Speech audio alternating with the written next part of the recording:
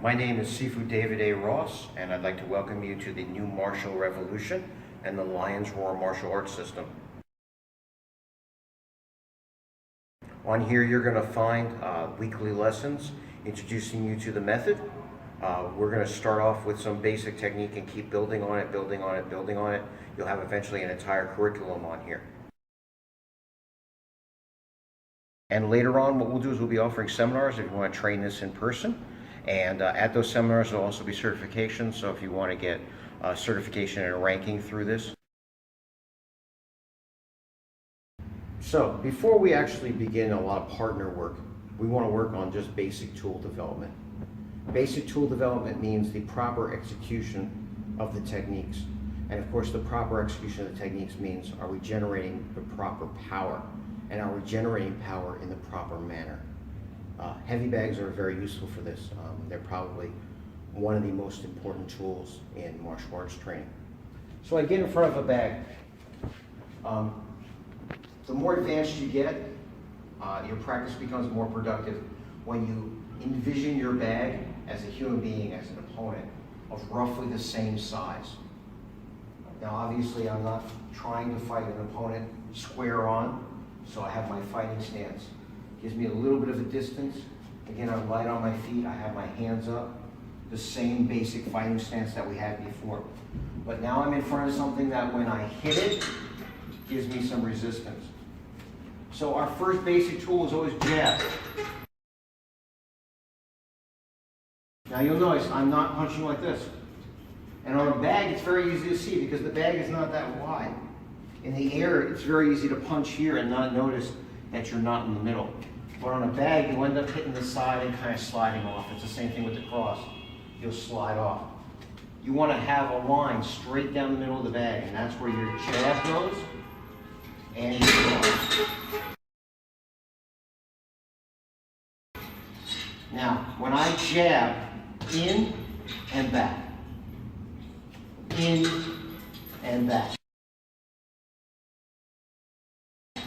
There are two basic energies, or ging, associated with the jab. One is the penetration. I prefer the penetration, which means that not only do I hit, but I hit through the bag.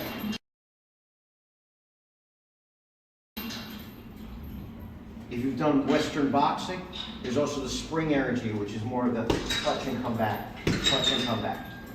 That's not to say that my penetrating jab doesn't come back, but it has that moment where it's actually doing the damage before it comes back.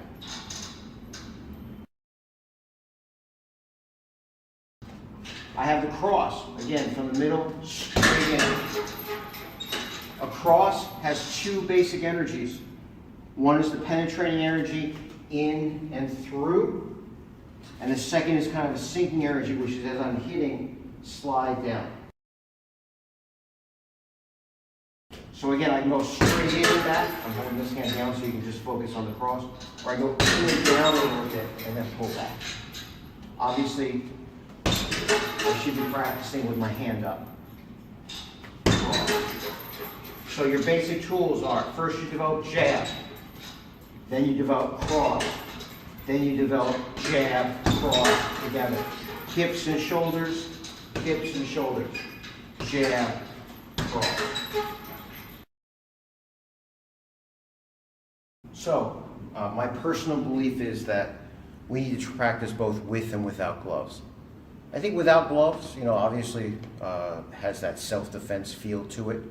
I think it's good for focusing on technique, but in addition to technique, we always have to have power, and we have to have repetition. And if you have a lot of injuries, you don't have repetition.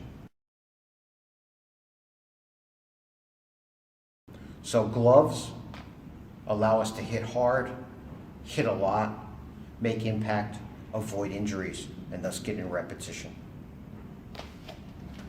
So we're talking about our fighting stance in front of the bag. We're talking about picturing the bag as an opponent, and we talk about basic tool development. You have jab, you have penetration. That doesn't mean it doesn't come back, but there's a little bit of a quality of hitting and going through. Then you have spring, which is just a tap and come back.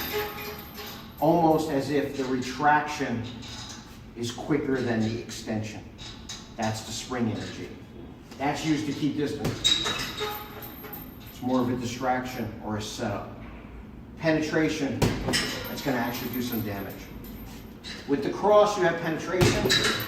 Obviously, the cross, the rear hand punch is designed to do some damage, and more damage is done when we use the sinking, where it comes in and down a little bit.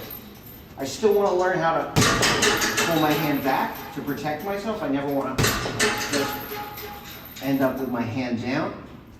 But again, I'm working a little bit in and down. And as I said before, without the gloves, you're going to end up skinning your hand a lot and having a lot of injuries. You put them together and you have jab cross. Hands are up. People get a little too anxious and they go 1, 2, and they end up with their hands down. I want to go 1, 2 with my hands up. 1, 2. 1, 2. Hips and shoulders, come back. 1,